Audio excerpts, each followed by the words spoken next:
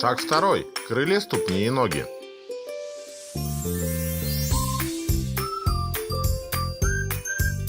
Теперь мы собираемся обвести крылья птицы. Не забывайте держать свет выключенным.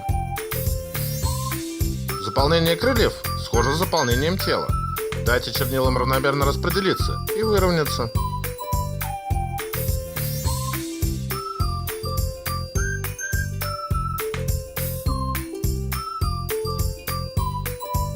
Как только они выровняются, добейте затвердевания чернил с помощью света.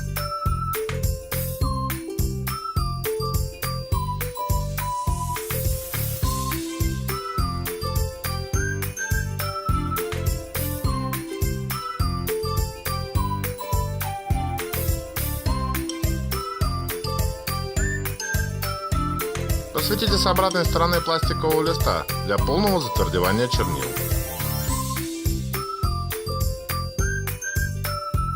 Отсоединяем крыло от пластика и делаем еще одно крыло.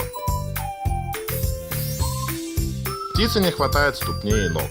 Обведите ступни и ноги, затем добейте затвердевания их с помощью света.